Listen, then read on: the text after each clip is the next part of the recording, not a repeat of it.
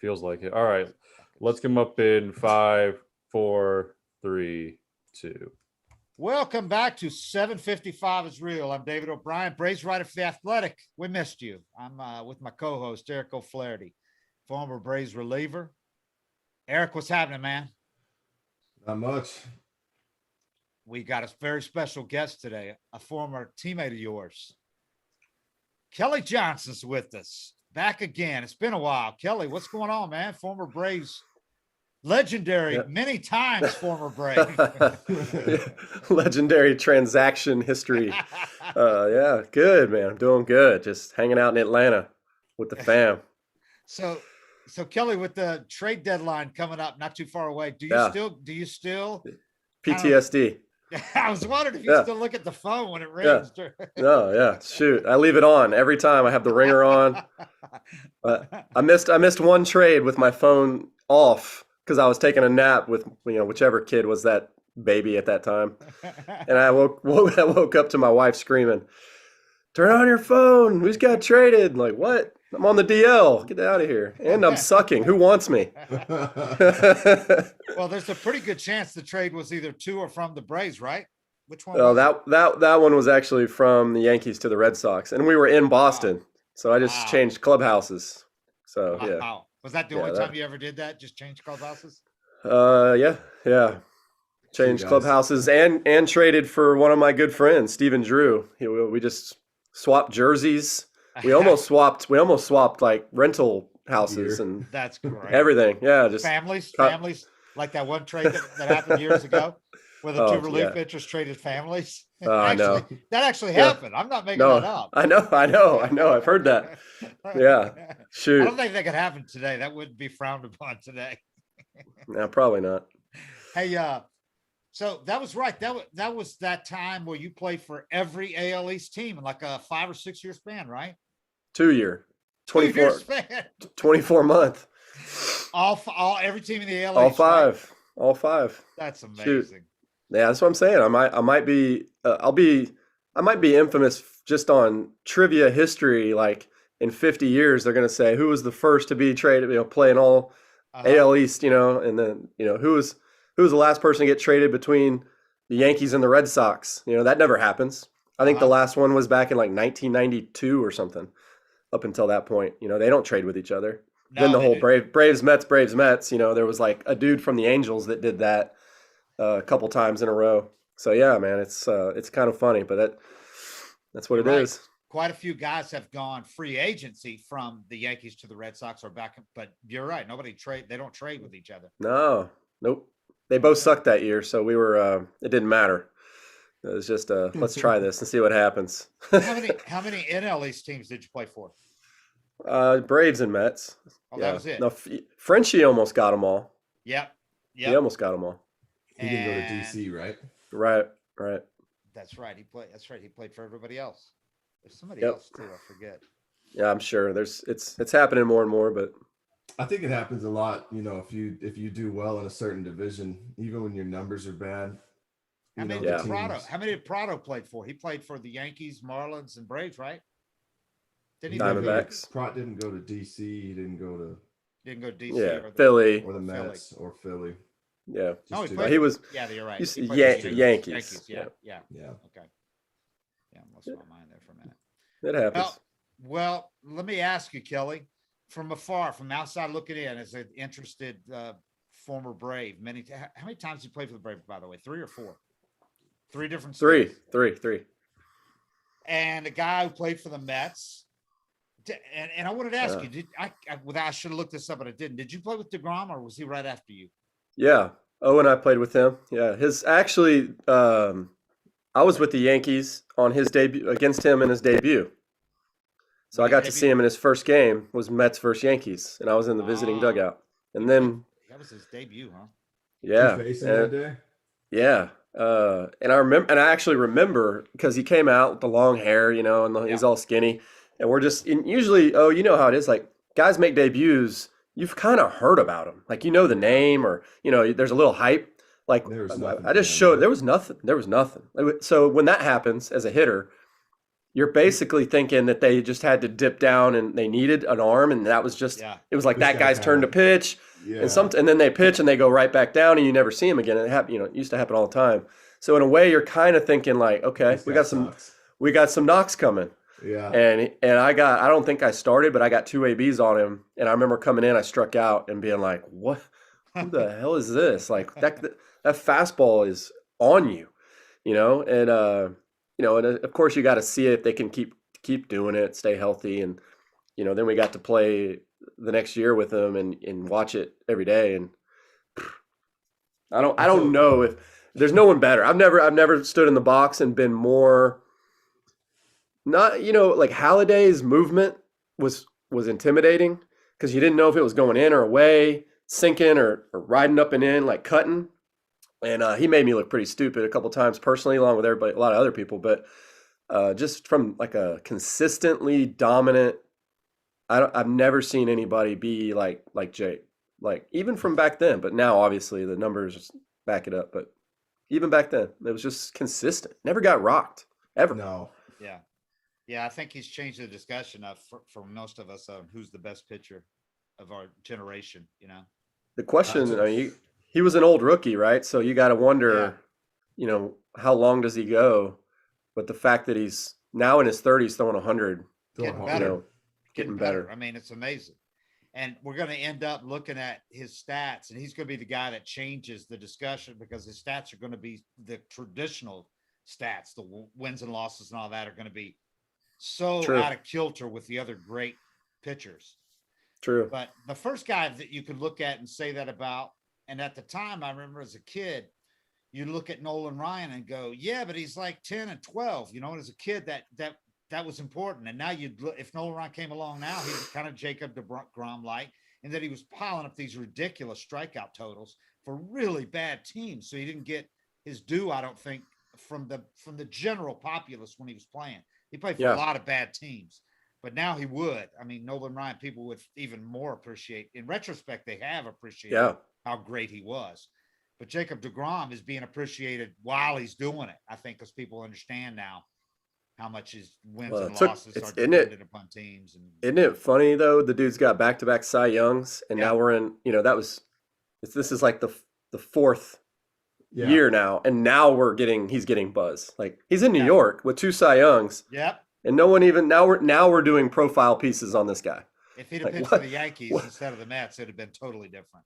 Yeah. He's taking it to a whole new level this year, though. I mean, I think he was that same guy, but this year it's like what he's doing is it's even different than what he was doing in the past. Well, Eric, you played for the first guy like this who won the Cy Young with a losing record out in Seattle. I played for him? No, Felix. Oh, played with him. Yeah, that's who I was thinking of when Kelly was saying that 10 and 12 and whatnot. Felix, he was the same way though. Like he was just different coming up. He was throwing 97 with a hammer curveball before everybody was throwing 97. But he popped into my head too, where I was like, that's another guy that if he'd been in a different place, and getting those wins or gotten a pitch in the postseason, because in Seattle in general, you're not getting a lot of media hype and attention. But if he had his career with the Yankees or somebody else, he's people Hall look of at Famer. Felix. Yeah. Because he's borderline now. I don't think if he gets in, it'll take years. But with the Yankees, I think he goes in pretty quick. He'd easily have another 50, 60 wins. Oh, yeah. Teams that don't rebuild. And then he's first ballot if he has another 50 wins. Yeah. He's first ballot. He was in the big leagues at 19. Yeah. That's pretty that's the difference there, He was there, him and Kershaw, like 1920. deGrom was like 26. Isn't that crazy? What That's like was a whole doing? career. That's like a whole career, basically. I mean, Koufax was great for like that period right there. 5 or 6 years, really. I mean, I know. Well, shoot, he was, a college shortstop that pitched, and then so he got put in pro ball, and I just don't think he didn't dominate early. So they took his time. They took the time, and then he got the injury. He had I think he had Tommy John or something. Yeah, he had some kind of injury that took up a couple years. So that's pretty much it. But he's the only guy. He keeps having these little nagging things, and with other pitchers, when they have one of these nagging things, we're like, Tommy John. He keeps having these little nagging things, and he's back like the next starter. He misses maybe 2 days. He pushes back. but he keeps it never slows him down. Like I think he's really good. I think he's really good. I actually saw that, and I think what he's good at is recognizing when to. If I just stop now, I'll be all right. Right. And I think some guys, that's what O probably knows, but obviously he knows better than both of us. Like I never learned. What does that even feel like, and how do you even tell yourself? Because what happens if you do that and you're not Jacob deGrom? Then they look at you like you're always hurt. You're always hurt, and you need to start powering through this because none of these are leading to any major injury. So you must be soft or something, something like that. But and for Jake, it's more like, he's smart. Yeah, but he's already gone 5 innings, 12 punches when they take him out of the game. When you're the greatest pitcher in the game, you can say that. They'll go, okay. Just Eric was kind of wrong position, wrong team, wrong time, point in time to be saying, I can't go today. I know, and it was hard for me too because I always pitched better the more I pitched. Yeah. So I didn't want time off. Like Moilo. Yeah, same with Moilo. But it's like if you're rolling, everything's locked in and your elbow hurts a little bit. I'm not sitting out 2 or 3 days. I might get sloppy. I might. You want to pile up those runs when you can. Yeah. Unfortunately, not great for the long term. No, I didn't know that though at the time. Do you think Mad did that? I haven't asked Mad. Did he how much he pitched through? But his elbow was always bothering him. But he was on that. Like for him, if you're 2012 Chris Medlin and you're on that tear he's on, like he's establishing himself as I'm never going back to the minor leagues if I have this run, or if he says I'm hurt here and he only had 4 or 5 starts in that run that were good, and then he comes back from the DL and he struggles. Like he's got to make the team next year. Yeah. I mean, when you go on a tear like he did, like he penciled himself in the rotation the next year, you're getting a raise, the whole thing. So, I mean, that's a tough decision for guys. I mean, Mad, if he had that season that he had then, if he had it now, he might be in a position to get a really big deal. One of those young guys sign long-term and get that security. We've talked about those young guys leaving some on the table for that long-term security. Because he had that huge contract and he could have got one with another year like he had. Yeah. He was phenomenal. Injuries suck. They do. They just change the game, at the wrong time. Timing's everything in that stuff. And getting old, man. I was trying to explain to my buddies, I was shooting hoops with a dude that was really good basketball player in high school. We had barbecue, so we walked over to the park by his house and we were shooting hoops. And I was like watching him just struggle to move. He couldn't hit shots. And I was like, that's what it was like the last 2 years of my career, man. I was hitting the same button and just getting a different result. I was firing and doing everything I thought I was doing the same, and it just wouldn't. It just goes away. Yeah. Kelly, can a guy like you better appreciate when somebody like Acuna takes the money that he did, and leaves potentially, $200 million on the table, but he's got $125 million guaranteed. Can you see both sides of that? A guy who's been through the injuries like you did? I was fairly lucky injury wise. But that being said, like how does he turn that down? I mean, that's almost impossible. That's that kind of money. The ones that are different, I think, are when guys jump on 5 years, 20. anything that's their arbitration years. Right. And they go ahead and just lock those down. The team wins all day long. But when the team knows they got somebody special and they're willing to kind of pay him about what they could be in arbitration and make it just, hey, you're our guy. Yeah. So I feel like that's what Acuna got. He was the first one domino to fall, and all these other guys just reaping benefits from that deal. I mean, if he would have been the second guy, he would have been, we're talking 200 million. Yeah. Maybe the third guy, you're talking 300 million, like Tatis. In Tatis's contract, if you look at it close, the real difference comes in the last years of Tatis's contract, because this is 14 years or something like that. And Acuna's is 8 with 2 option years. And the real disparity won't happen until the final years of that deal. So if Acuna were fortunate enough to stay healthy and be great still, he can make that up at the end. But if he falls off, he's not going to. But it's not till the end. That's the other thing you think about, though. It's not just health and injuries. I was never confident enough to think I'm just going to keep dominating the big leagues. You always think, like, what if I fall on my face? What if I start having bad seasons? And that happens with a lot of guys too. You see guys come up. Look at Jay Hayes' first year. If he would have signed something based on that, I mean, he wound up getting paid anyway. But you think you're a player that you're going to put up these numbers forever and guys stop performing, that's the other risk. And I mean, for him, it's like he's still driving a Lamborghini. I mean, if he doesn't get an extra 100, I don't know that you'd ever feel that. It's like, are you flying private or are you flying normal? Yeah, he's good. He's good. He ended up getting lucky. Oh, not getting lucky, but he had that year with the Cardinals where his defense was off the charts, and it was, talk about timing. It was at that time where people were paying on WAR and defense, and looked like this guy's one of the greatest defenders ever, and all that. Now the Cubs have regretted it. I mean, they won a World Series with him, and he helped out, but he hasn't lived up to that contract, obviously. But he got paid. Yeah. He turned down what Freddie got, and ended up getting paid anyway. So it's weird though. Like with J.A., you want him on your team. Like the way he plays, and I don't know if his defense is still as good as it was when I played with him, but he did something in the field every day, and he'd make a play look so easy it wouldn't go appreciated. Yeah. But just being a gamer and having him on your team and being in the clubhouse with him, I was always like, he's just a winner. And so they won a World Series with the contract. I always look at it like, if you get a World Series out of one of those deals, it's a good contract. And whether he contributed a whole lot on the field, they all credit him with that team speech. Meeting that he called. So that speech alone is worth $100 million to Chicago. And outside looking in, you're like, that's overrated, but that's not what the players say.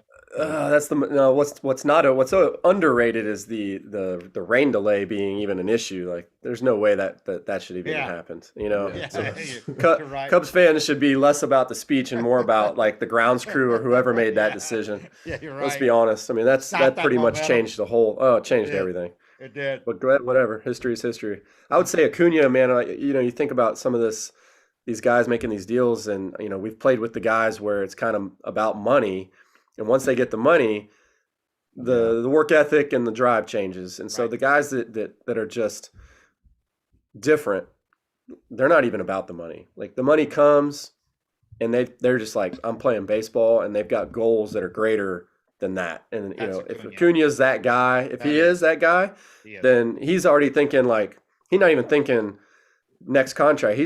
I'm thinking like legacy. I'm thinking how long I'm going to play till I'm 40 something, and my numbers are going to be huge. And those guys don't even think about the money. Those are the guys that are me, and everything that I've heard and everybody I've talked to says that about him, that he wants to be the greatest player, that he got the contract. Fine. He hasn't said one word about it since. He didn't tell anybody, even off the record, his friends, after Tatis's contract, oh shit, what did I do? And instead he goes and works out in Venezuela in the off season, posts these videos of him working out. And you talk about, we were talking earlier about the rocky fields and everything. That's what he goes back home to in the little town he lives in. It's not in Caracas. It's in a little town up in the mountains. And he worked his ass off on these dinky fields. Dust is flying up everywhere. He's out there working out. He's doing old school drills. And he was busting his ass all off season. There was nothing glamorous about it. He wasn't working out with a bunch of other big leaguers in a nice posh place. He was back home with his family. And he came back to camp this year in far better shape than he was always in good shape. But he had lost about 10 pounds, just straight in the gut. Yeah, man. And ripped. And the speed was even, it was 75 probably last year. It's 80 now. Yeah, you get the feeling that some of these guys like that, they would play for free, and they're just laughing when people pay them. They're just like, I would do this for nothing, and you're paying me. All right, cool. You look at like Bartolo, like he was like still playing on. He's like 52, and he's out on those same fields throwing, pitching against like 18-year-olds. Exactly. Just because he's just like, I just want to pitch. You see him striking out like a 10-year-old, just front door seeking a 10-year-old. Yeah, he's just like, let me just play baseball, and if you pay me, great. If not, whatever, I'll go play somewhere else. Yeah, that's what those guys do. So that's good to hear. I mean, I think that's the difference in like the guys that have the Hall of Fame careers. The videos were similar to what you're talking about with Bartolo back home in the little towns, not like living. Oh no, hold on. Oh, my kids. I thought one of us was. We can hear you. You're on. I know. Well, my headphones connected to my iPad that my kids just jumped on. So I'm listening to like Alvin and the Chipmunks. Well, we can hear you. So. What is that? I mean, come on. Let everybody know how many kids you got, Kelly. I think everybody's probably lost count. Yeah, 4 kids, and we're in the summer, and so these guys are all up in my business. Get out of here. Go outside. Kelly's got 4 kids, 3 boys. They're all all at baseball age. Very Yeah, man. baseball ages. That's life. I mean, that's what we were saying. It was every weekend right now. It's minimum 10 games a weekend sitting there watching. I mean, I got the setup, dude. I look like I'm tailgating for, Texas, Oklahoma. I got the tents, I got the fans, I got coolers. Like, has East Cobb recruited you yet to coach? Are you hitting coach with anybody? no, You're just a parent fan. I coach. Yeah, because I coached my middle one last 2 years. So he was in like coach pitch. So I'm like out there pitching, just trying to hit their barrels, and I couldn't watch my other kids, so I would miss so many games, and with that many games, like I want to be able to bounce around, and so I love coaching. Like it's fun to go out there, especially when they're pitching. Because you're managing a game, kind of, even though it's like kids, it's still kind of like some stuff you got to think about. And that part of it's like you just kind of miss. So I wish I was doing that, but there's time. Which of any other players have? I know there's some have kids playing with your kids now. Dave, them, right? You would laugh. You would just. I could give you a list of guys that I've seen at the ballpark. Actually, just recently, Brian Moeller, the scout. He's a scout for the Red Sox. His kid's playing. He's 16 or 15. A guy umpiring walks up to me and he goes, huge dude. He's like, "You look really familiar." And I'm just thinking, okay, Braves guy, whatever. He's like, "Kelly Johnson?" He goes, "I'm Alva Thompson." And Alva used to be a Braves minor league guy back in the lower levels when I was like 19. He played with me in Macon. And the dude would just back up catcher and hit tanks. He'd either hit a tank or strike out. And he's umpiring my kids' games now. So you got him. I mean, you got John Ennis. Remember John Ennis? Yeah. He was that guy. He was that the Braves needed an arm, and he got called up from Double-A through 5 innings, never got to the big leagues again. John Ennis. I mean, Josh Burris, former first rounder, the Braves. Yeah. He's coaching one of those. B-Mac out there? Who? B-Mac? Not yet. Because his kid's younger, but DeRosa, see him all the time. We talk all the time and see him out there. DeRosa's kid up there yet? He's playing. Yeah. His kid plays on a travel team right by where we are. Did deGrom coach, or he can't do that? He's going to coach next year, just the game. So he's going to Friday he flies home, and then on the weekend he's going to coach just games. That's the rumor, but yeah. See, we broke some news here. Yeah, you did. My bad, D. D-Ro's planning to stay with MLB Network then next year. Not going to take a managing job with him. He's going to manage, but it's going to be a Geese Cobb league. It's going to be 12U baseball. Remember Contreras, the pitcher from Cuba? Yeah. His kid, he's out all the time. Dude, it's crazy. You'll see people and you're just like, Todd Green has like the best team in the nation here. His team just whooped up on my kid's team the other day. It's funny. When you see a big leaguer's kid out there, are they just like everybody else? No, I have Contreras' kid's supposedly really good, and but everyone else so far is all kind of like middle. Same. Yeah, they're middle. They you know what it is? They all look kind of a little bit like their age versus like some of these kids look like they're 13 or 14. And so most of these kids, like Todd Green's kid, my kid, they're still a little baby fat on them. They look like a little boy. Like they don't look like some teenager. Were you when you were playing growing up, were you heads and shoulders above all the other kids, or just like them? Well, so we didn't have travel. Remember, we didn't do the travel thing. Didn't exist. So you're just playing against your friends from school, man. So yeah, like from like 6 till 12 you're killing it. Like you're playing against buddies and you're going to school bragging. You're like, I struck you out or hit a double. Like that was baseball. That was it. That was what it was all about. But then once travel started, like 12, 13, I would say I would have big moments and then kind of, and there was some kids that were always really good, never did anything after that, and I just had good timing. Like I think I took off and started dominating like right before my senior year of high school.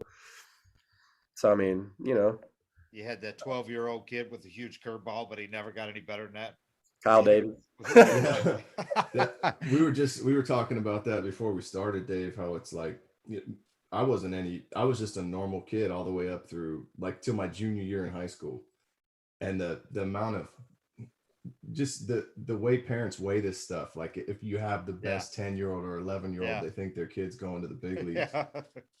Just the pressure that they wind up putting on their kids, and how competitive parents are. Like Kelly's just preparing me for, what to be ready for with my own son. He said that, there'll be a target on his back, and everybody will kind of want to see how they stack up to your son and things like that. And I'm like, man, I'm not looking forward to that, because I never had any of that growing up. We just played. On your end, what it's going to be because for me, it's like if my kids aren't good hitters, they're like, then if I bring anything to a practice and I'm like, I'm going to work with hitters just to help out. Part of it is almost like, well, what do you know? Your kid's not that good. Yeah. He's not hitting. So like, if your kid's not pitching well, what do you know? Your own kid doesn't even pitch well. What do you know? He's 7. That's what it is. That's how they look at it. Like baseball is that one sport where, whoever they're sitting there, they watch 120 Braves games on TV every year. Because of that, they know the game. I watch all these games. I know just as much. And you're like, man, everything's very reactive in youth baseball. The coaches don't prep them. They're not setting up what is going to happen. And they just yell at them after it happens. And then that's their coaching. Like, next time you got to do this because you didn't do it. Whereas they could have been like, hey, let's be here, there. Let's line up this or this guy, whatever it is, a little proactive, a little bit of like foresight because you know the game. So that even goes with former players, huh? Some who watch the game on TV think that they know more about it than you do, or as much as you do. Then what do you mean? Watching on TV, they think they know as much about it as you do. No. Like I had a guy tell me this one time. I believe it.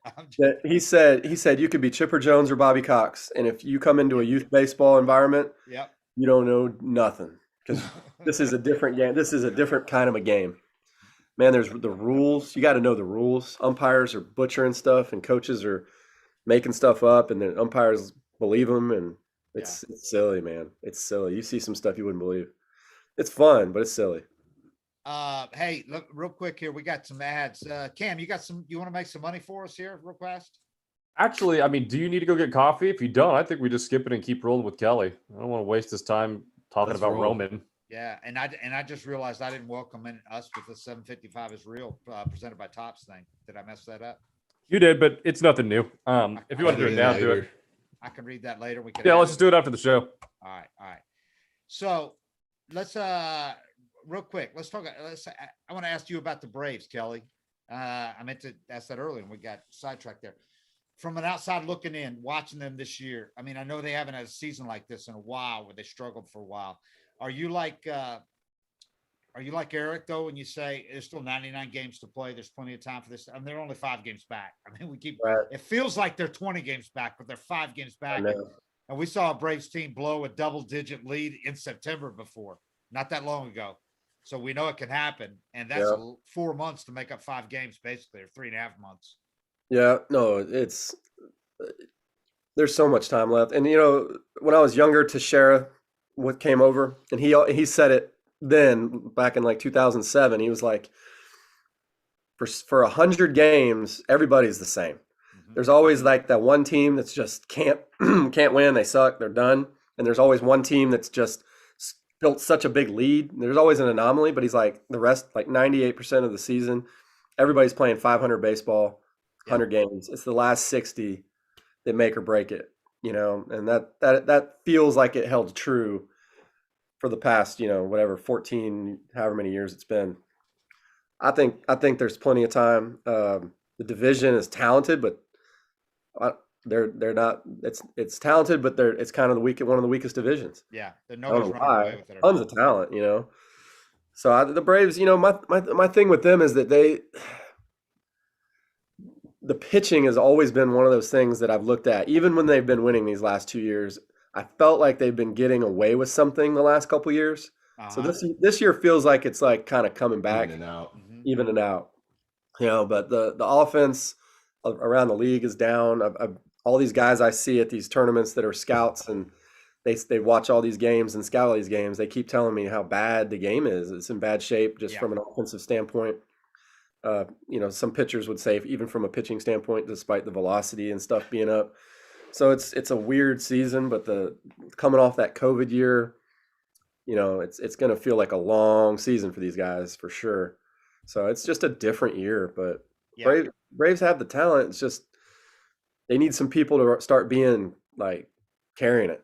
Yeah. Yeah. Well, you've seen enough of Freddie Freeman and played with him are you confident that at the end of the year his numbers are going to be pretty close to what they always are? You know what I'm confident in? I'm not going to sit here and say, "Oh, at the end of the year the guy's going to be whatever what's his career batting average is probably 285 or 290. Yeah, Like that. I'm not going to sit here and say that he's hitting 220 and he's going to end at 285. Mm-hmm. He's probably going to finish somewhere in the middle of that. Mm-hmm. What I am confident in saying is that when Freddie Freeman comes up at some point in a stretch, Right. Yeah. a couple months, when he comes up to the plate and we need him, he's going to be Freddie Freeman. Yep. So he might go 0 for 3 for the first 3 at-bats of a game, but he comes up with that 4th at-bat and you need him to be Freddie Freeman, I'm confident he's going to be Freddie Freeman. That makes sense. Yeah. And Chipper told him, hey, I hit 235 one year. Chipper was being nice, trying to make him feel good. Chipper hit 249. I think he was talking about his worst year, but he also hit 30 bombs that year. But Chipper was making a point that it was in the middle of a stretch where Chipper otherwise hit 300 every year. And like 3 years later, won the batting title at 364. So, I mean, this is that year for Freddie probably. He's hitting 237 right now. Lifetime average, even with this year taken into account, is 292.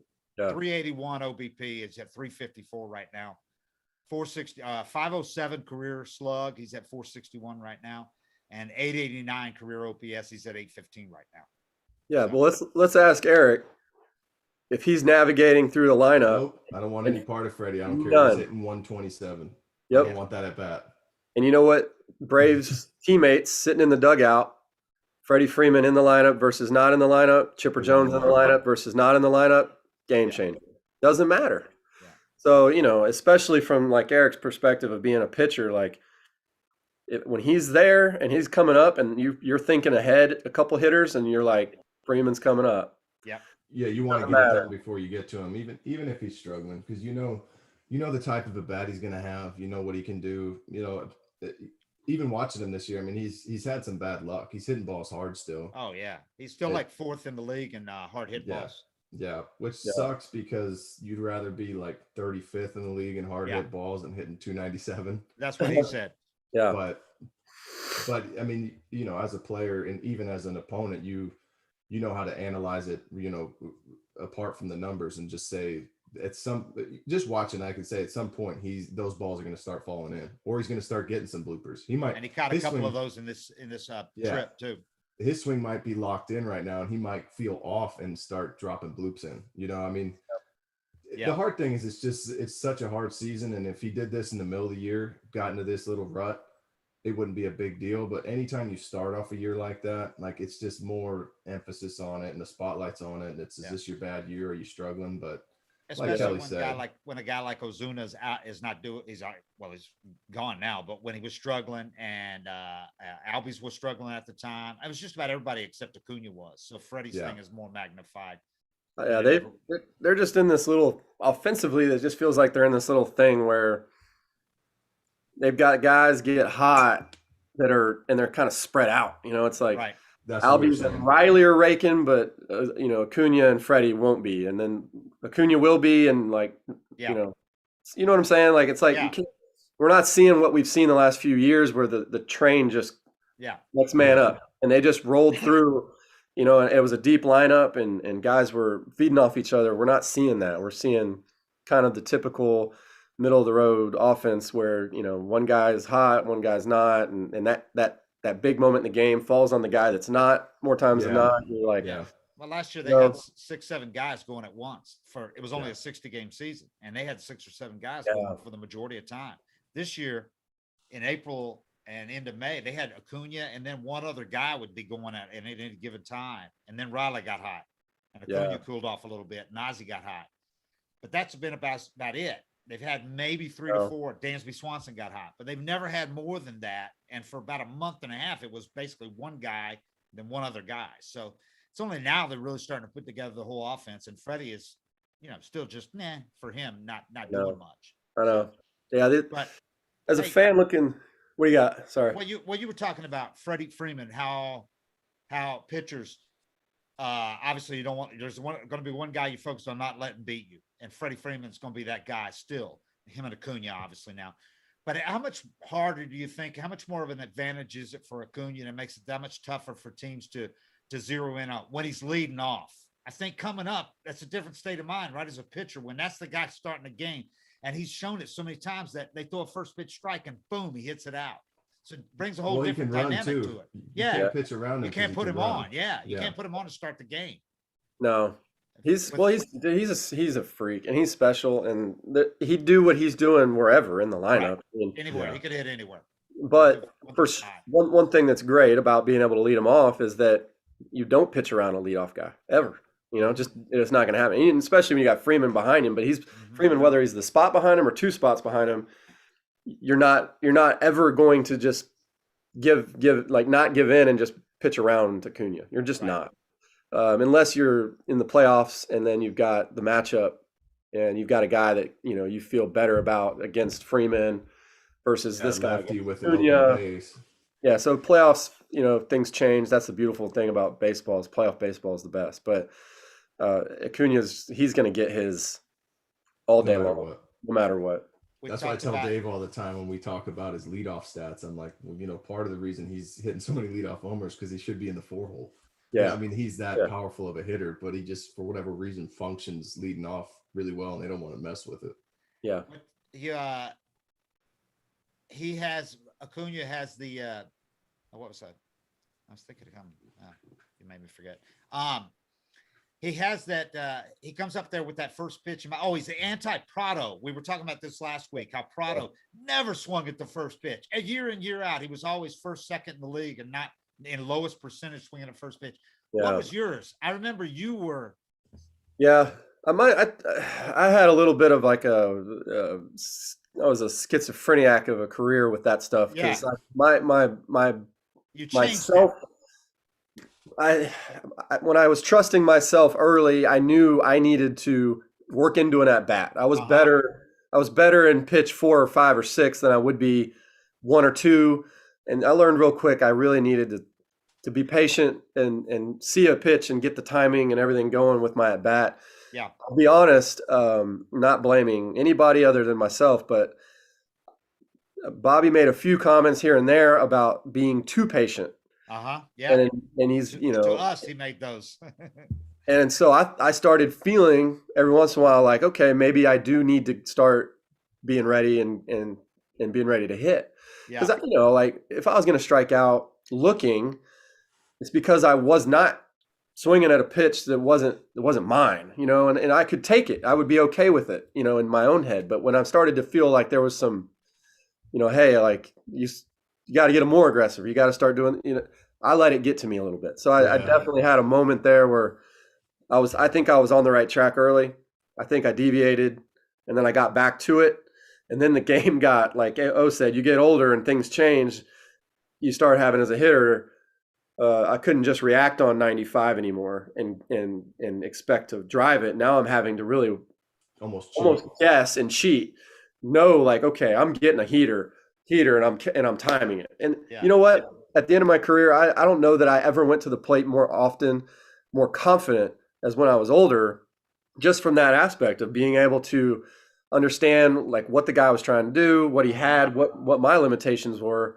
So even though, I didn't have the physical reaction of a 25-year-old, like that's why I think I had success pinch hitting at the end of my career, obviously. Like, you come in and you know what you're doing, but yeah, it's such a different, it's such a cliche, but literally if you could go back in time and be that smart when you had the physical hit 340, you'd be, and that's what Jones. Well, that's what these guys that are the young stars are doing now. They're well trained and well taught and well coached, and they know they're willing to listen. Like I was stubborn, I know what works for me, So I mean, that's the difference between guys that are perennial all-stars and guys not like me that I had a career and it was my career, but it wasn't like an all-star career. Right. That's just the difference if we're being real. So hey, But that's the difference in some guys like you, but like Sandoval was an all-star. Yeah. But how he keeps playing when physically you look at Sandoval and you go, there's no reason that guy should be able to play Major League Baseball at this level. But he's so smart and he knows pitchers and he prepares so much. Yeah. And he's still got plenty of bat speed. Yeah, I don't know. That's a hard one for me to, because my career maybe ended a year or two earlier than it should have, I think, just because the way that the front offices started valuing or devaluing older guys. Right. Right. I feel like a lot of guys they're way more valuable than I think is being let on. I think I personally was more valuable at the end of my career doing what I was doing than what I was told I was. Yeah. And that was just a movement that we've seen go younger. And I'll just, now that it's been 5 years, there's a statute of limitations on opinions, I think. So like I could have been back with the Braves a fourth year. There was a lot of talks in the off season before I retired. And that was like one of those situations where I was like, I'm coming back to Atlanta or I'm done. And so I had a lot of talks with Copy and we were good to go for a while. And then all of a sudden it was, we're going to stick with Chase Darnode. And I remember as soon as I got that feeling, I was like, Copy, like you're basically telling me that Chase Darnode's a better player than me. And I can't disagree with you more. Like that's absolutely ridiculous. But Chase could play short. They could throw him in center if they needed to. So from that, like I understood. And I mean, he's a freak athlete, but as a baseball player, come on. Yeah. And this was coming off of a year I just tied for the lead in pinch hit homers and had a lot of big hits with, at the end of the year. Anyway, that's what I felt like ended my career with that mentality. And so when I see Sandoval, I'm not surprised. The dude raked his whole life. Yeah. Now he's made a conscious effort to say I know my role and this is how I prepare for that role. It's a different preparation. And what you're saying, the only reason Sandoval's had this opportunity is the Braves cut payroll and he was cheap and they invited a bunch of guys to spring training and he was a non-roster invitee. They had no intentions of carrying him. And he had 400 in spring training and guys that they brought in, a couple on major league contracts for like $1 million, looked like crap in spring training and he beat them out. Younger guys. So they kept him, not thinking he was going to hit any home runs. So it's kind of an accident in some way, what you're talking about. Yeah. Well, you could have done that. No. So that was an option. I had several minor league, major league invite, minor league deal that I wasn't willing to accept. And that's my point. Like the value, them not valuing to say that this guy's worth a guaranteed spot. I think it's crap. I think it's obvious. And then when you see those things happen, which they happen more often than not, you're like, you're telling me you can't give that guy $1 million to be on your bench and provide what he provides, and you're going to go with a cheap option and rotate, a bench spot. And none of these guys are playing in the minor leagues for longer than a couple years anymore.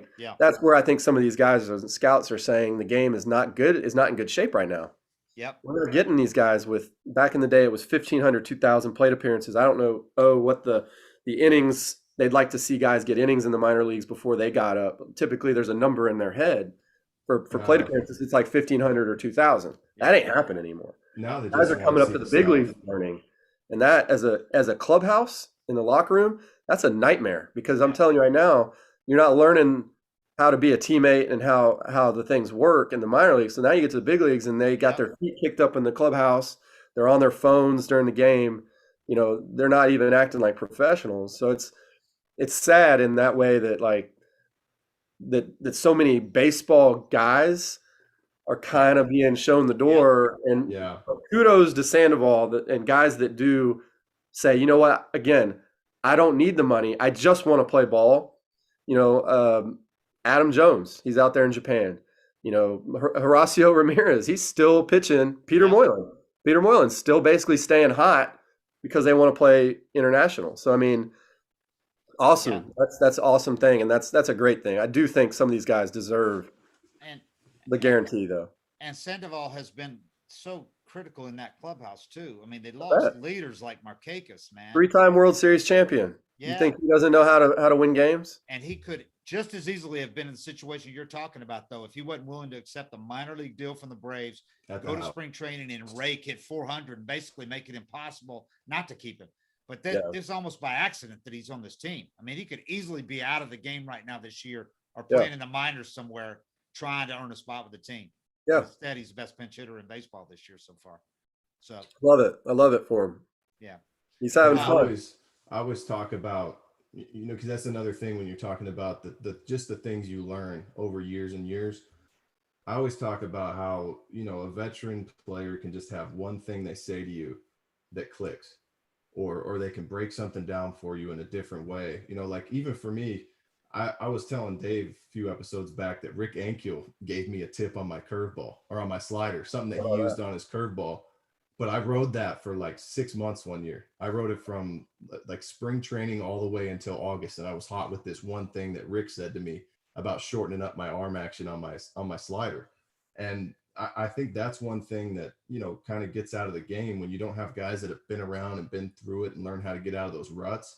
It's impossible to value, but who was it? Tomlin was helping a guy a lot last year. Mentor. Mentor. Changed his career. Yeah. I think it's a shame that a guy, late in his career, that's not valued, what young guys can pick up from older dudes. But it isn't. I mean, you wind up just taking the guy that's faster and more athletic and sending you home, Yeah. And Hamels with Freed last year was a huge part in Freed's turnaround. Yeah. But Mentor credits Tomlin for saving his career, man. Well, and then not to mention, we're not even keeping these guys in the mix as field staff. Now we've got guys that that don't. I've heard from numerous people that there's a lot of organizations that have pitching machine BP because the coaches aren't baseball guys. They can't throw BP. Yeah. So just having that game life experience, like O said, like invaluable, man. I'll tell you right now, I wasn't ever when I left the 2014 Yankees. Boston, Baltimore, that was pretty much when my career went from starter to bench guy. And so the next year I was a minor league guy and came back with the Braves and made the team. And that team had Johnny Gomes, and Gomes had been at least a platoon guy his whole career. So he might have everyday type at bats as a platoon guy, but he was also a bench guy. So he said the greatest thing ever for me that I didn't even cross my mind on how to prepare for being a bench guy. He's like, when you know that your spot or a spot for you is coming up, you need a good sweat. He's like, you go run, because I would just do the standard like 2 jogs, stretch, swing, and that was it. But I wasn't hot. And so I took that and started, like, my sprints got harder, or I jump on a bike and pedal a little faster, and I would get a sweat. Changed everything for me. Yeah. Just something like that. That's what I was talking about. And it's a guy that's his career was based on that, handing it down, and I handed it down to people in the Mets. Brandon Nimmo was one of those guys. Those things, you're not going to get that from a guy that didn't play. Yeah. Anyway, sound like the old grumpy guy now yelling at clouds, but you know what? There's a lot of value in knowing what it feels like, knowing what it's like to have gone through it. I don't hate analytics or any, I think there's a lot of value in a lot of the other stuff you see too. Every time you see a line drive up the middle and there's a dude just standing on second base catching it, like you can't argue the value in a lot of this stuff. But I do think it's a shame that there's so many coaches and good baseball people just being shown the door, and little stuff like that's not going to get passed down. Yeah. There's a couple of organizations. I know the Astros, the Braves bullpen coach now, who they hired away from the Astros back in December when they got rid of their 59-year-old bullpen coach, because this guy's really heavily into analytics and has the whole thing is able to the theory being that he could take the analytics and apply them better to the pitching staff, because you've got kind of a traditional pitching coach in Granite's. But the Astros, he was one of the coaches the Astros hired away from being a college coach, analytics guy, who didn't play, didn't come close to playing even high minors, much less major league ball, and really has background more in analytics. And some teams are hiring coaches like in their 30s who never got up even close to playing in the big leagues. Most of them, some of them didn't even play minor league ball, just stopped in college. In fact, he didn't even play minor league ball. He played at a small college and was a middle-in reliever, and he's the bullpen coach now. But he's heavily into analytics. But that's just That's You just know, kind of the direction that some organizations are going. They're hiring You know what this- young guys. what it reminds me of is when I got to the Diamondbacks when I left the Braves the first time. It was the Braves had a guy, you might know his name. Is it Llewellyn, who was like the Yeah. like a sports psychologist kind of a guy? Yeah, He was yeah. around, but not much, but he was around, and I never knew that like I could go talk to him if I needed to or wanted to. But the Diamondbacks had that guy, and he was very much around and very much like, this is what he does. Talk to him like you should, and that's become more popular, right? The performance coach. Performance, sports psych. Anyway, You guys had nothing for me. yeah. So this is what's great. So this guy's from like Britain or something. He works with a lot of golfers. Yeah. And he's always talking. He's got the answers for everything. Like why are you pissed? Like you shouldn't be dragging that stuff around. All of it's true, but it's like, okay, man. And he's working with golfers. So these guys on this Diamondbacks team, like Chris Snyder and some other, Dan Herron, I think, they took him golfing. They said within like 2 holes, he hit a bad shot and that club is flying. We're like, dude, yeah, tell me more about how I should go and stand up on the mound and not get pissed when I walk the third guy in a row or make an error and then strike out. Tell me more about that when you've never done it in your life. Well, And that's the thing about the bullpen, man. Is like the bullpen is for me, the best coaches are guys that help you handle that pressure. When it's the 5th inning and you're going to be in the 6th or 7th, you're going to be facing that guy. The guys that still know how to keep it loose and hammer home that message that it's the same game if it's bases loaded or nobody on. There's just so much value in having been through it and knowing how to handle that pressure and the things you can pass on to guys.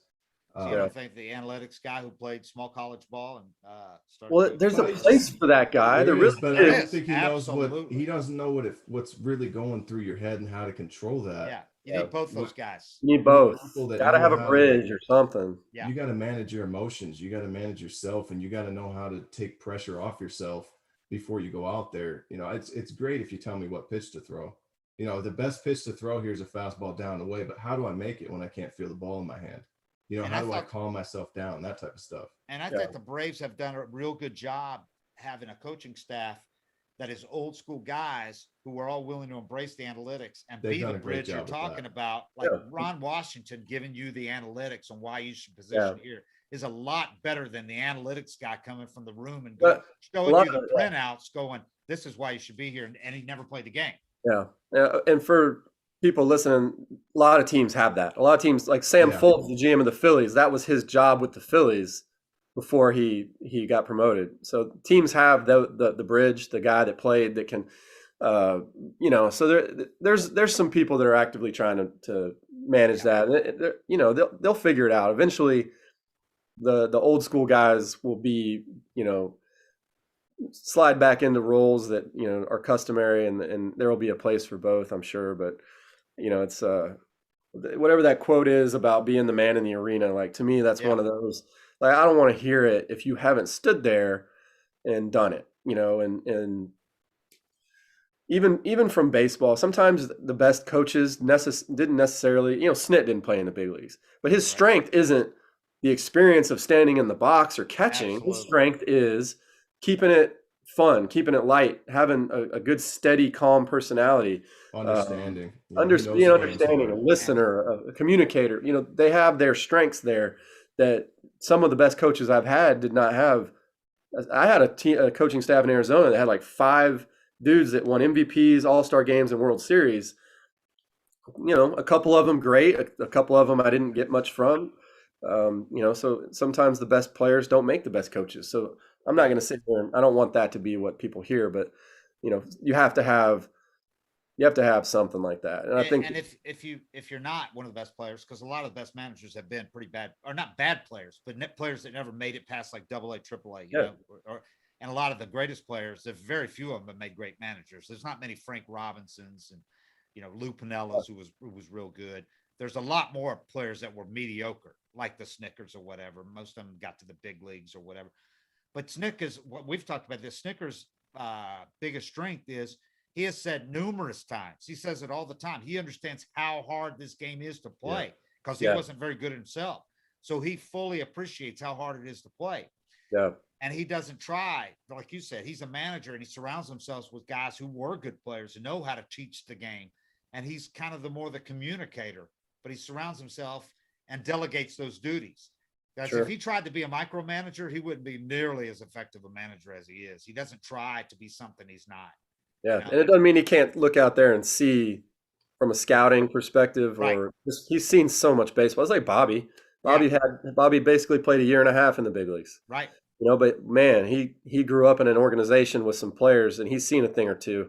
Right. And after a while, you know, you just got to say, man, like what has he not seen? Right. You know, and that's a lot of those. Showalter, you know, some of the best managers I played for, Bobby and Showalter. You know, Hinch had a decent backup career. Joe Girardi, backup catcher, also. I mean, a lot of backup catchers and a lot of catchers. A lot of catchers are good ones. True. We've talked about this. It's kind of like that's the only position where you actually literally see the entire game unfold in front of you. And I mean, they communicate with the bullpen their whole life. They're trying. I mean, a good catcher will tell you. And David and Rossi and BMAC both have said it 1,000 times. Their job, first and foremost, is to make the pitchers look good. Right. You know, that is it. You know, and Brian was a silver slugger and raked, but I promise you, he lived and died by what he did as a game caller and helping the pitchers and whatnot. And if it didn't go well, he put it on himself. Yeah. So, you know, I tell Dave that all the time. Like, you know, we'd be having a few beers after the game or something, and BMAC could have been 3 for 4. Rossi had a good game hitting, and these guys would be pissed off that they called the wrong pitch on a changeup or something in a 7-0 game, and Christian Martinez wound up giving up a run. You know, they'd be going back and forth over that pitch they called, and that would ruin their day. Yeah. You know, I mean, I was always shocked by that. I'm like, man, you hit 2 homers today, and you're worried about one pitch you called in the 6th inning that didn't have any effect on the game. Yeah. It's really amazing. You see how many, if you go back through the list of great managers, how many of them were catchers. I mean, I covered a couple of years. Jim Leland, you know, was a mediocre catcher in the minor leagues and just made a great manager. But I mean, there's so many of them. If you look, you're like, well, he was a catcher too. Yeah. Yep. So something too. The communication, knowing the whole game, understanding the whole game. And that's a lot of great players. They can't. A lot of great players like Ted Williams. That was a crappy manager, very briefly, because they can't really relate to an average player. You know, they could just do things other people couldn't. Yeah. And they're like, well, why don't you just get your foot down earlier? Yeah. I did. And yeah. Oh, I had Don Baylor in Arizona, and I'm like, Chipper, you know, loved Don Baylor, and I'm like, perfect. This is gonna be awesome. You know, finally, this guy's gonna be great. Chipper loved him. Well, Baylor, it was so simple for him, and he kept telling me it's just this, baby. Like, you got your dominant, it's just this. And I'm like, first of all, you're a right-handed hitter.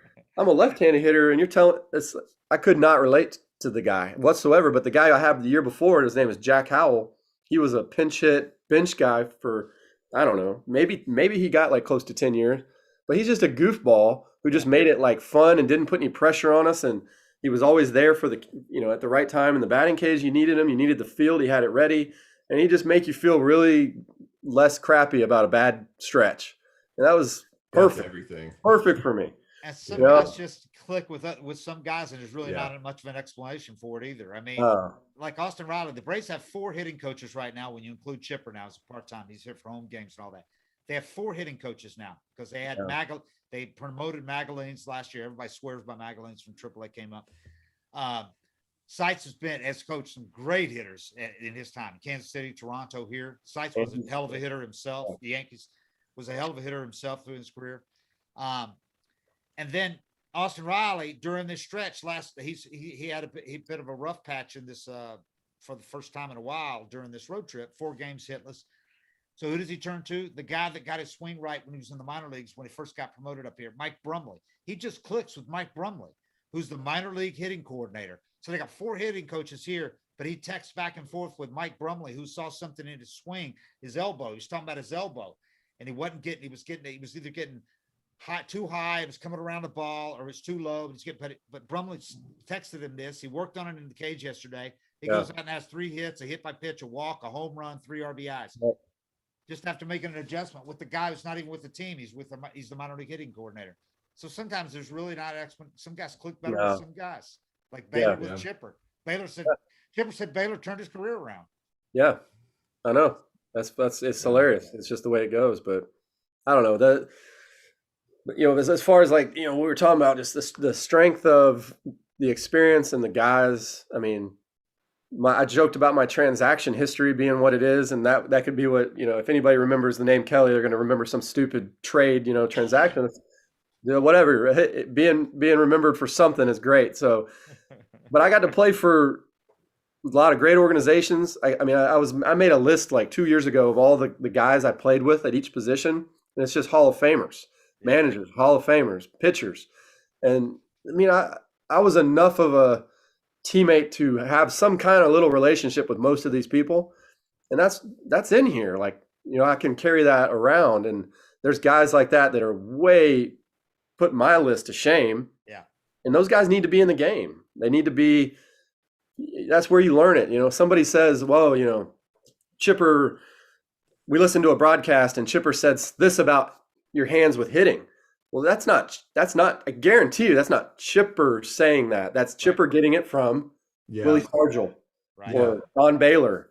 And he got it from somebody. He got it. This is passed down. And that's, I often like have to tell people like even dads of kids, I'm like, so-and-so told me, and then their ears perk up. Like, I have to drop the biggest name possible to get the reaction. But it's like, no, man, like this is what it is to have had a career and a life in this game. That's why being somebody that's played this long and having guys on your bench or in your locker room that have been around that long matters. deGrom has done a great job of exploiting just what you're talking about, using it in the right way on his show on Central. Right. Because he'll talk about some pointer, and he doesn't just say it. He says, when I talk to Chipper, when I talk to the guys he played with in Texas, he cites every guy that told him this, and it makes it, okay, you listen a little more closely than if he was just making this up himself or some observation he had. Yeah. I just videoed Jim Tomei giving a tutorial on keeping the hands above the baseball. He's great. I recorded it. And I got 3 boys, and I'm dad. I'm not a baseball player. I'm dad. So then I'm like, here, watch this. And it was like, I think I may have said everything he said word for word with the exact same demonstration. Right. And my kids are like, oh yeah. They're like, it matters. Home runs. It matters. The context of like, where did you get it? Where did it come from? And how long it's been passed around? Like those things are invaluable. So to not have somebody and people in your organization around, like it's baffling. I do think it's coming back around, but it's been crazy. And then you're starting to see, especially the hitting has been, I'm sure the pitching too, like these guys aren't dotting up. They're not dialing back to make, extend their games. They're throwing as hard as they can for as long as they can, and then they're out. Yeah. And you get these hitters, like I was watching a game, I don't even know who the hitter was, but we get into any highlight where they show a pitcher striking a guy out. I'm seeing 2 strike home run swings. Yeah. No cut down, no choke. And I'm not like this huge spread out and choke up guy. I would never teach that or tell anyone, but at the same time, like there's a way on the line, shorten up and let's make contact here. And you have to work on it. You have to have situational BP, and there's got to be that moment where your brain puts yourself in that like position, like, how, anyway. What do you think about the shift? Like the guys, because me and Dave talk about this a lot, and it's like the whole go the other way thing, and the 2 arguments is, one side will say, hitters are stupid, they need to shorten up and go the way like it's easy, and then hitters will say, well, I'm facing 100 with a 95 mile an hour slider. It's not easy to hit. So as a hitter, what do you? Yeah, like I feel like as a hitter, again, being able to have the correct middle approach. And then being able to like, anytime you start trying to manipulate anything, you're going to put yourself in a tough spot. And so I do think you need to stay true to what you can do, but what you can do needs to be taught and worked on. And it needs to be, be something that can be counter to the shifts. So by staying more middle, not necessarily like zapping your power and trying to massage things the other way. Now you're like missing pitches you should crush because you're doing this, but I was watching, I had a dig me moment of all my like 2005, 2007 highlights, and I hadn't pulled those discs out in forever. And I had my son watching them, and we're just sitting there. And it was like roll over ground ball down the line for a double, roll over 4-hole, no shifting. and I'm just boom, hit, rolling over. And I'm like, dang, 5 years later, every one of those is an out. That's kind of what we were talking about. It's like you see all the no hitters and all this stuff. Like I think it's definitely harder to hit now with those defenses. But I mean, I'm guessing, like, do you think guys could adjust, or is it just like Daniel Murphy said it however many years ago? He's like, if I hit a single, I'm going to clog the bases up. If I try to hit my doubles and homers, I'm going to put up my numbers. But I'm just wondering what you think about that mindset. Yeah, I agree. No, I think what Murph and what Kevin Long were on to was they're shifting you. And so we gotta do something a little different. And that's where Murph, the funny thing is that was the beginning of the launch angle, and some might point to like them. Murph's not launching. Murph, actually, if you ask him, the only thing he did, he stopped trying to massage the ball the other way. He started trying to drive it. But then we're taught from a young age in our generation, inside on top of the ball. So pick a spot up on top of the ball, inside, and stay through it. And he said, I'm not looking at the top inside anymore. I'm looking at the bottom of the baseball, and it's the same swing. So now he's taking the same swing at the bottom of the ball, and he's hitting it in the air. And so he's just trying to drive it, same approach, middle of the field, gap to gap, but instead of staying on top inside of the baseball, he's staying on the bottom of the baseball. All of a sudden, and people don't understand, Murph, if you watch him in the cage, he has as much pop. It's like Ichiro in the cage. He has Ichiro, he had more pop than people know. He felt like it. So it didn't surprise me one bit when Murph starts hitting all these tanks, because I had seen him in the cage and the ball's exploding off his bat more than guys like David Wright, and even more so than some of those guys. And you're like, you should have been doing this your whole life, but he didn't. I faced him in 09 and 10, and he was just slapping balls all over the place. And then 5 years later, he decided to start trying to hit it in the air, and he was dropping tanks. Well, Seitz was talking about, the difference, and why the three outcomes now, and how there's so much emphasis on launch angle and all that. And he said, guys aren't penalized for striking out. Guys are rewarded for slug, and that's all they're rewarded for, basically. And until that changes, why are hitters going to change? I mean, you're not penalized for striking out 150 times, and you're rewarded for hitting 30 bombs and for little else, or hitting high slugging percentage. You're not penalized for hitting 230. Carlos Pena was the first guy I remember saying screw it and just being willing to hit 210 with 35, 40 homers. Yeah. We laughed at Dave Kingman when I was a kid. Everybody thought Dave Kingman was some kind of a freak. And he's basically the game right now. Now, this snapshot in time, he is so many sluggers. He is not much more extreme than a whole lot of sluggers out there right now. But at the time, when I was a kid, he was an absolute freak. What he did was like, you'd never want a team full of those guys. But he was fine to hit 40 home runs, and strike out 150. He didn't even strike out 150, 200 times. But you ask any pitcher, for me, the hardest at bats were guys like Martin Prado. Yeah. That you could make your pitch and they'll still hit a single. When you face a lineup full of guys just trying to hit home runs or trying to do damage, I know that if I make my pitch, it's going to be a ground ball to shortstop. Yeah. And then it just comes down to execution, because the guys that adapt, or a guy like Prado that would, if I threw him a slider away, he's going the other way. If I try to pound him in, he might pull it. Those for me were always the toughest at bats. And I feel like just that, from a pitching standpoint, nobody values singles. But as a pitcher, you give up a single and it's like, maybe I don't have it today. And now there's a hole on the right side. How it affects the next couple hitters. Yeah. I just don't feel like it's valued. It's crazy. Yeah. The teams that win are still the teams that, and this was the goal as a hitter, your goal every year, to be ready to do damage, but be cautious enough to take the pitches you need to take. And that's the Dodgers. That was the Astros. That's been the Red Sox. They're 3-2 every hitter in the lineup. 3-2. Dodgers are 3-2. Walk, homer, walk, base hit, walk. Yep. 2 strikes, it's 0-2. Next thing you know, it's 3-2. Like, those are always the teams that win. And yet we don't see that emphasized as it's not easy. It's not an easy thing to be that. But that kind of goes back to what I was saying about my own career. I had a lot of more at bats in the beginning of my career that got to 3-2 than I did middle to later, and just being in that mindset of, man, I might like Teixeira. Teixeira never swung 3-0. 40 home run hitter, I remember being in the dugout and Bobby being like, if this guy would just swing 3-0, Yeah. he'd hit 10 more home runs a year. And it's like, but Now what does that do to his 3-0? but what does that do to his, if he does do that, what does that do? What's the chain of reaction of that? You know, what might it create? Would it create 10 more homers, but it might you get a increase 3-0 strikeout. pop up as a pitcher. 25 fewer walks. He had a huge OBP. Tons of, yeah.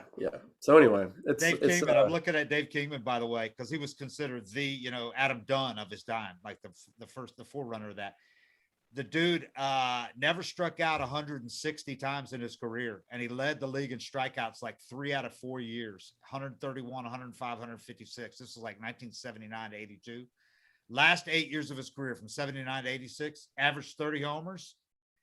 And at a time when 30 homers was like 45 today. Yeah. Averaged 106 strikeouts. And he was considered like a whiff king. That's funny, isn't it? Isn't that funny? That's funny. Game's just totally changed, man. I know. So, hey, I was going to ask you real quick before we get running out of time here. Austin Riley, start of the year, he hit in his first 15 games, hit 182 with a 456 OPS.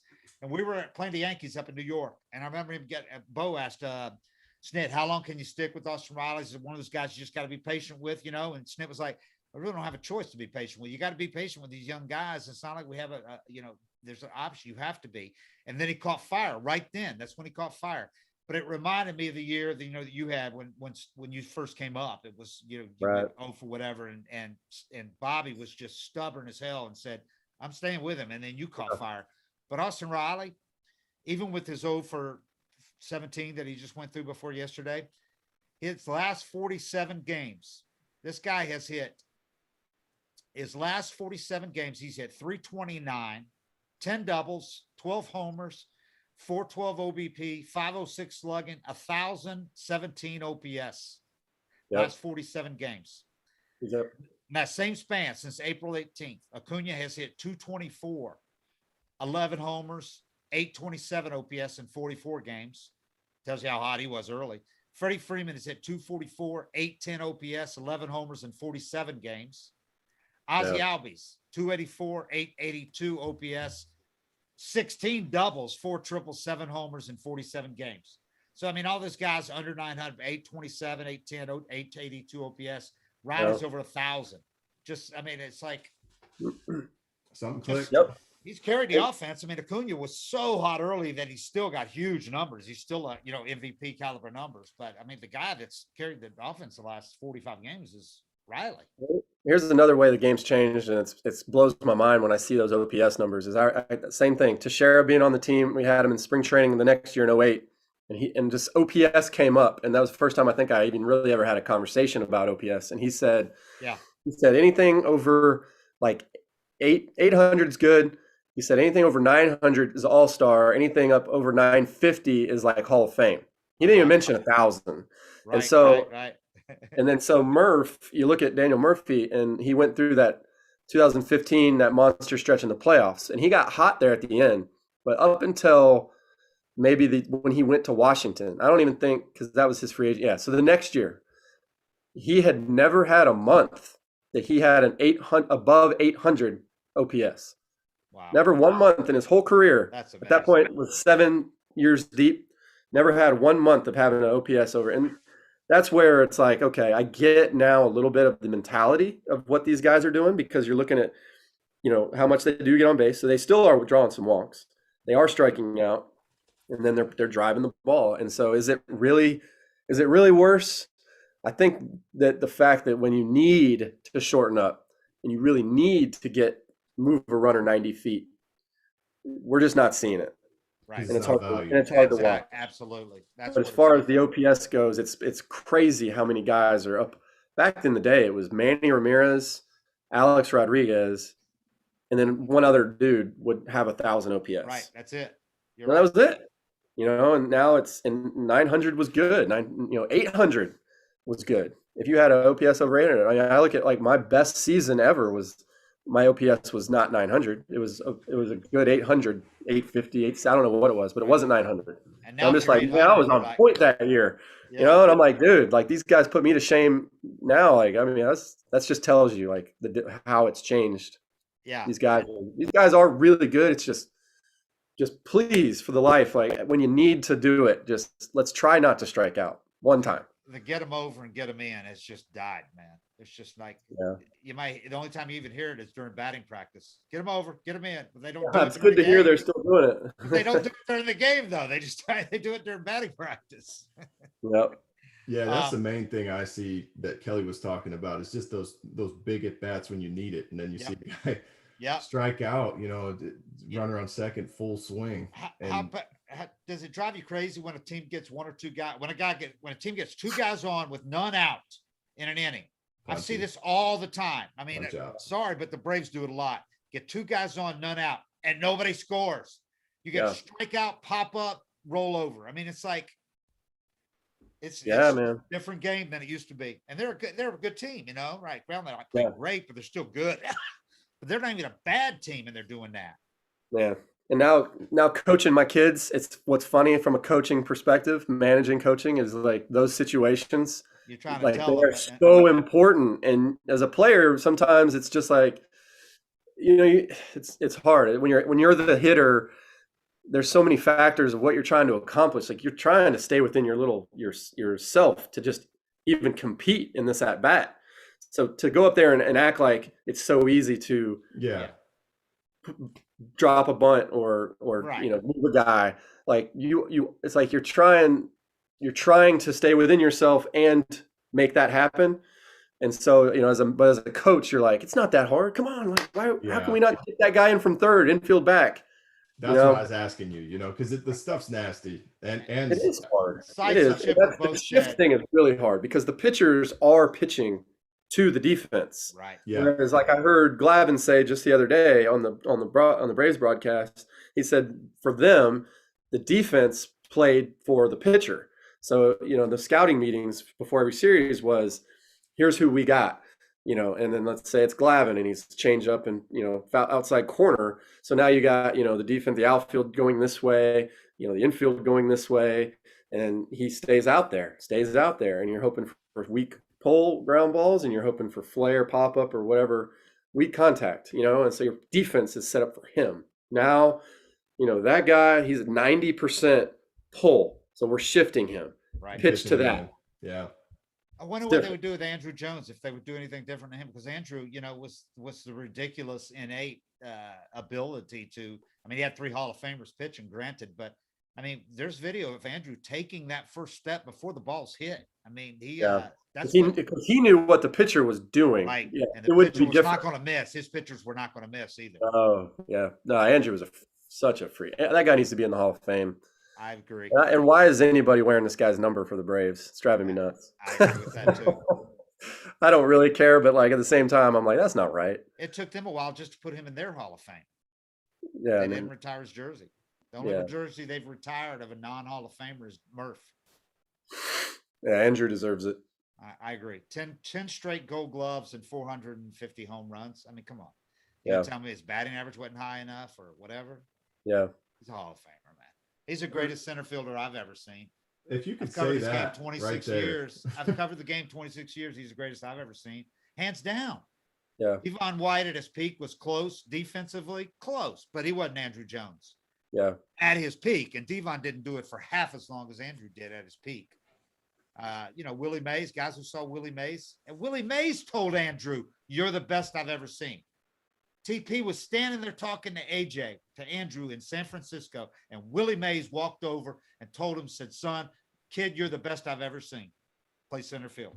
That should be enough. Come on, right there. That's like, just put him in the hall. We don't vote. Willie Mays said he's the best he's ever seen.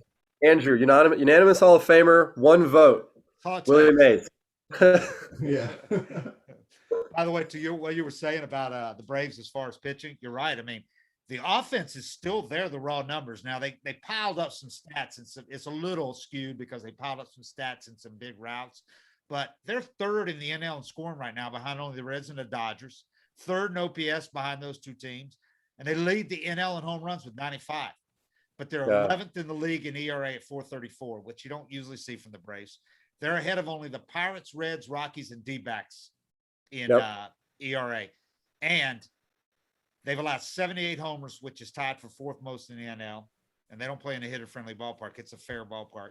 They've issued 219 walks, sixth highest in the NL. And here's where it really gets ugly. Their starters are ninth in the NL with a 4.10 ERA. The Braves relievers are 13th in the league with a 4.77 ERA. They're better than only the Rockies and the Reds. And we know those two teams have some disadvantages. Yeah. So that's killing them. I mean, it's killing them. We've seen that. We saw the lack of bullpen depth. They've got some horses, but it's like 3 of them instead of 6 like they had last year. Yeah. Missing Soroka is not good either, but you can't do anything about injuries sometimes, but that's your guy. That's your number one. It's the same thing as having, okay, when is Freddie coming up in the batting order? Okay, every 5th day, when is Soroka going to pitch? Right. Things like that, game changers for your squad. I mean, it puts everybody in their place. Right. Yeah. That's what I always said about Chipper. Chipper's in the 3-hole versus not playing. Now who's playing? Now who's hitting third? Yeah. Like, who's hitting, and then who's hitting wherever he was hitting. It's just a trickle down. So it's a tough one, but I don't know. They're still good enough, and the division's still weak enough, and they're all in that same. They should be good, but they definitely have to have what all the good teams have is that run, and that's where what Teixeira said. 100 games in, who makes the run for the last 60, and that's They have had 3-4 game losing streak, but they haven't had put together a good winning streak yet. One of those win 9 out of 10, 17 out of 10. They haven't done anything like that yet. No. To that yet. And it's hard when you're not getting a bunch of guys clicking at once, which they've done a little better at that lately. And I think Chris Martin, if they can keep him upright and healthy, makes a huge addition to that bull. They're different with him in there. He's so good, but you just got to keep him healthy. You can't overwork that guy or he gets hurt. Yep. Anyway, well, man, listen, it's been great having you, dude. It's great hearing your perspective on all this stuff. I can never tire of hearing your stories. It's great to hear from you guys. Don't get tired of these tan lines either. I know you're gonna miss these. Those are beauties, man. Those are beauties. You kept all right. Appreciate y'all, man. Yeah, love thanks it for coming on, Kelly. Anytime. Good talking to y'all. Good luck to the kids and youth in East Cobb baseball. Yep, raising the next wave of mediocre baseball players like their dad. Yeah, mediocre. All right. Thanks a lot to Kelly for joining us here, and I hope you guys stuck around till the end and give us a good thumbs up and all that. 755 is real. We'll be back again later in the week. Awesome. That was awesome.